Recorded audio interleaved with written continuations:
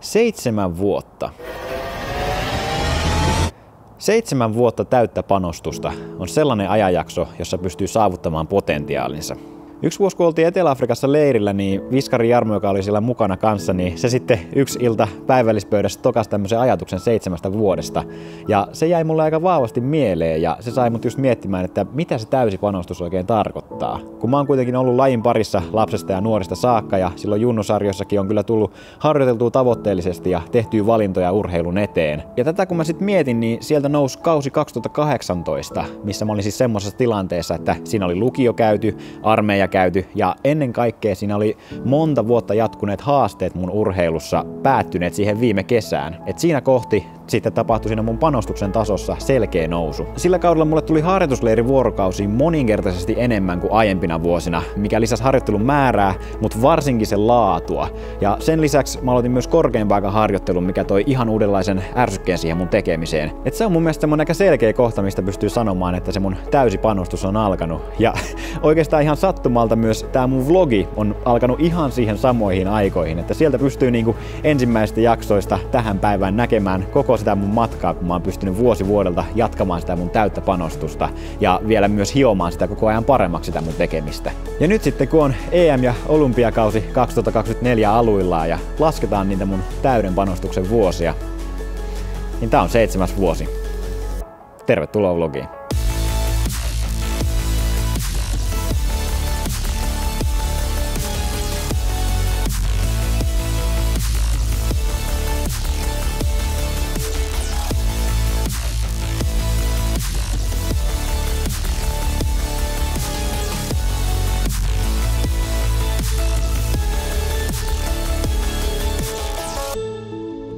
Harjoituskausi lähti käyntiin tuosta lokakuun alusta ja nämä ensimmäiset viikot on kyllä mennyt oikein hyvin, että hyvin on päässyt semmoiseen normaaliin treeniarkeen kiinni ja muutenkin noi treenit on kulkenut silleen oikein hyvin, että nyt sitten on ensimmäisen leirin vuoro, eli ollaan tää marraskuu harjoitusleirillä eka täällä Pajulahdessa ja sitten kuun puolenvälin jälkeen vaihdetaan tonne Urheaan sitten Helsinkiin. Et muutenkin tässä kauden alussa on ollut semmonen fiilis, että kiva päästä nyt tekemään taas semmoista ihan vaan nöyrää perusduunia.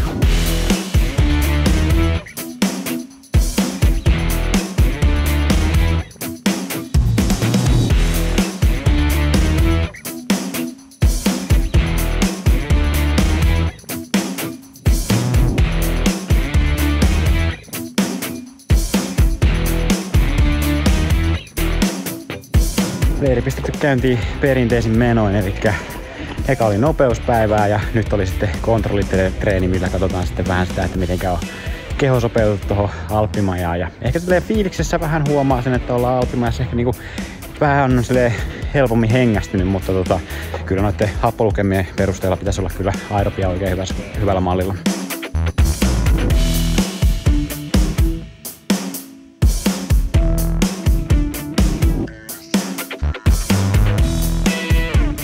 Nyt on sitten leirin ensimmäisen kovan treenin päivä ja on kyllä kiinnostava nähdä, miten tää treeni tulee kulkemaan, koska nyt olisi luvassa semmonen treeni, että jos mä oon aiemmilla kausilla juossut niinku 300 metrisiä, niin se oli semmonen treeni, mikä viime kaudella rupesi tuntumaan vähän siltä, että meneekö tää vähän niinku liian mukavuusalueella nämä 300, että tätä pitää nyt vähän niinku koventaa ja sen takia ajateltiin just silleen, että otettaisiin niinku vaihdetaan ne 300 400 siinä. Eli tää olisi nyt ensimmäinen treeni, kun mä juoksen sitä 400 ja koitan kyllä tän ensimmäinen vetää silleen, että mieluummin vähän varman päälle noi vauhdit siinä, että saisi nimenomaan tässä kauden mittaan semmosen hyvän progression tuossa treenissä silleen, että se sitten koko ajan edetään sitä, että kesällä sitten siinä ollaan niinku niissä huippuvauhdeissa, mutta tää ensimmäinen varsinkin silleen, että se olisi mieluummin vähän varman päälle. Et siinä pitää nyt aika hyvin kuulostella sitä omaa fiilistä ja näin, että miten sitä lähtee toteuttamaan, mutta katsotaan miten se lähtee kulkemaan.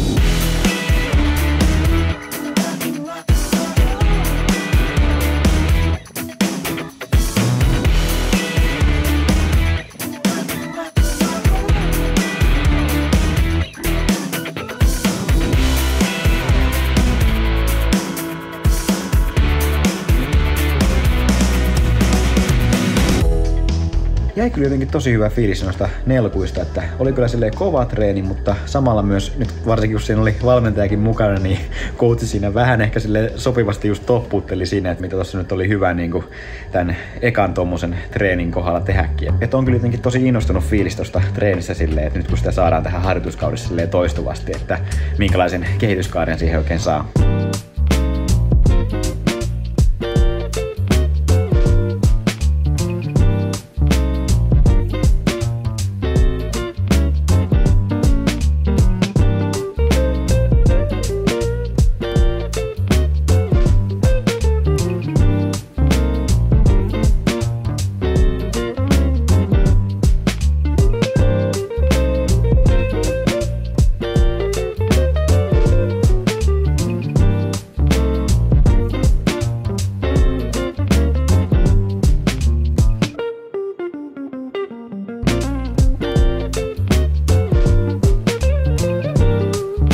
VK-päivä.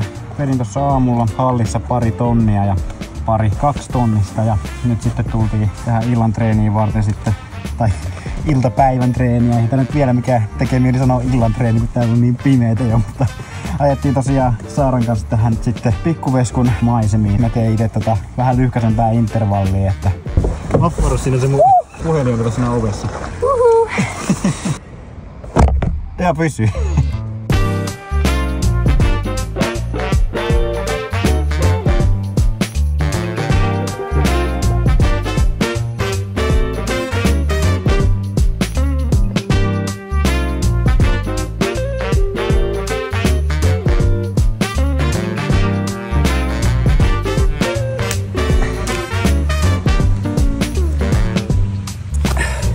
Siihen pistin mittarin piiloon tänne puiden alle, että ei vitsi mä höyryyn. Saralla vielä jotain ainakin jatkuu. Mä teen vielä loppuverkon.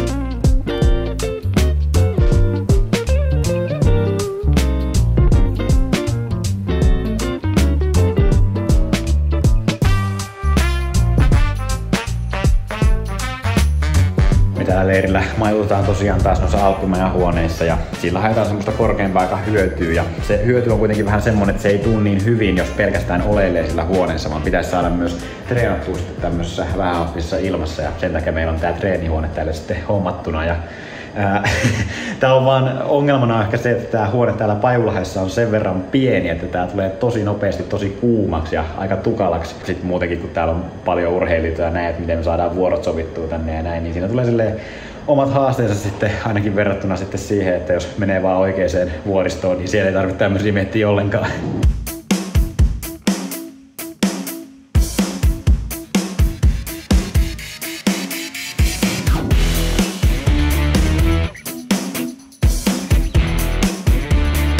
Huomenta. Tänään on taas kunnon treenipäivä luvassa, että 2 VK-treeniä ja mä sain semmosen idean, että voisin tänään koittaa kuvata silleen vähän tarkemmin niin, että mä näyttäisin, että mitä kaikkea tämmösen kovemman treenipäivän aikana tulee syötyä.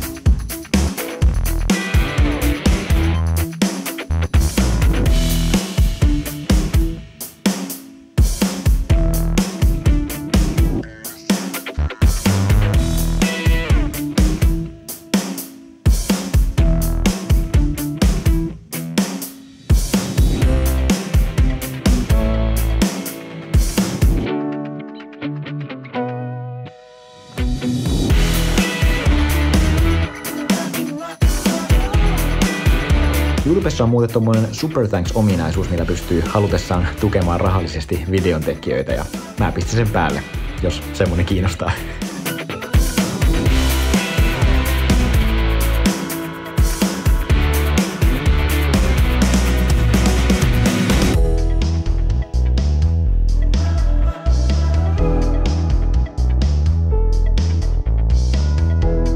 Noniin, 20 × 400 tehty. Hyvin se siinä pysyi vauhtikestävyysalueella, vaikka toki siinä sitten muutama viimeinen veto, niin siinä rupesi tämmönen maileri jo pikkusen väsymään, mutta hyvä setti kuitenkin. Ja mä oon tässä tykännyt tehdä vähän silleen, että aina kun on teho-osuus tehty ja siinä heti kun on lähtemässä loppuverkalle, niin siinä vaiheessa se ottaa jonkun pienen patukan sitten, että nyt mulla on Gainomax-patukat loppunut, niin nyt mennään ihan triksille.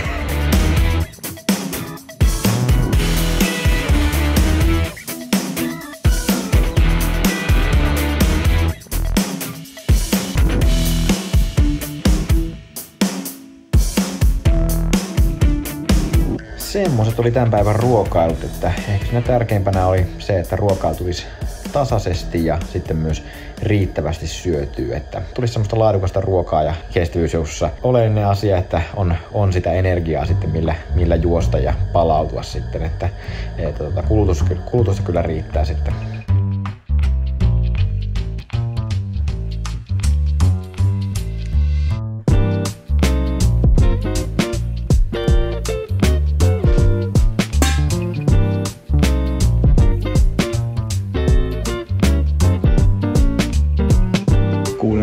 Täällä on nyt panostettu täällä Pajulahdessa tämmöisiin palautushuoneisiin, mihin kuuluu sitten tämmönen kylmä ja kuuma alta. Että mä käyn vähän kokeilemassa niitä, koska tosiaan nyt eilisistä treeneistä on vähän niinku jumissa noin pohkeet, että kautaan mitä ne tykkää tosta kylmästä.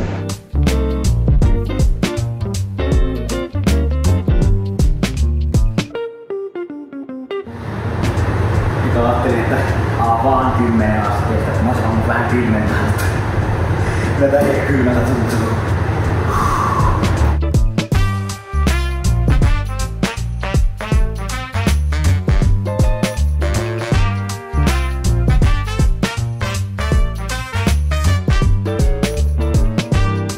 Tän videon alussa mä mainitsin siitä, että milloin tää mun vlogi on oikein alkanut ja mulla on ehkä, vois sanoa, vähän semmonen ristiriitainen suhtautuminen siihen, että kuinka paljon mä haluan oikein mainostaa niitä mun vlogin ensimmäisiä jaksoja, koska sanotaan näin, että kehittymistä on kyllä tapahtunut niistä ensimmäisistä jaksoista. Muutenkin silleen tietää vähän paremmin kyllä, että mitä niin kuin vlogille kannattaa oikein kuvata ja miten se kerronta siinä oikein etenee, mutta niin kuin varsinkin siinä onko tullut kehitystä, että en mä nyt vieläkään ole mikään semmonen mestari tässä kameralle puhumisessa, mutta olisi tätä vähän raskasta katsoa, jos mä edelleen puhuisin silleen. No niin, tänään on sitten ylämäkivetopäivä, eli tänään on luvassa 2 × 10 × 200 metriä ylämäkeen, eli kova treeni on tulossa, mutta toivottavasti saisi oikein onnistuneen setin, että ei muuta kuin let's go!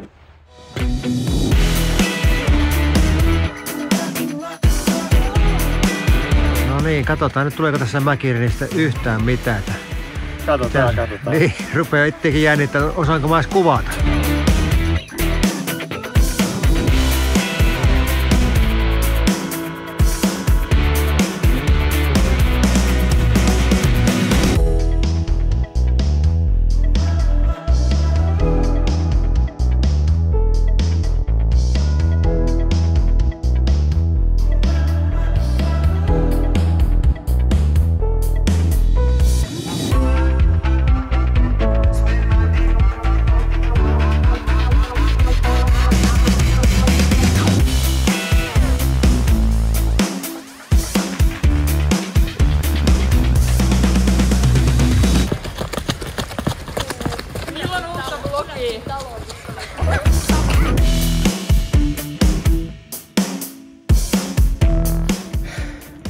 Kymmenen 10,8. 11,5. Joo.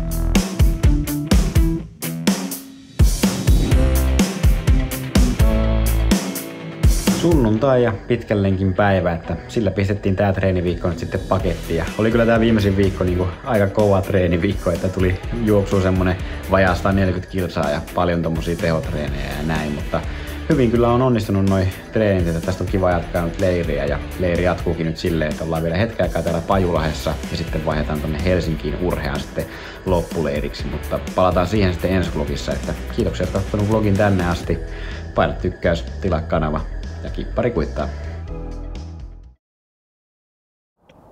Tulin siis kuvaamaan tänne harjulle tätä introa ja mä poljin tänne ja ajattelin, että tulee hieno semmonen auringonlasku, että mä saan kivasti kuvattua silleen, että vähän niin kuin tarkoituksella tuli vähän niin kuin viime hetkellä. Ei vitsi, kun mä siis saavuin tänne ja pyörällä vielä tulin, niin katoin, että mä unohdin ton mun kameran muistikortin.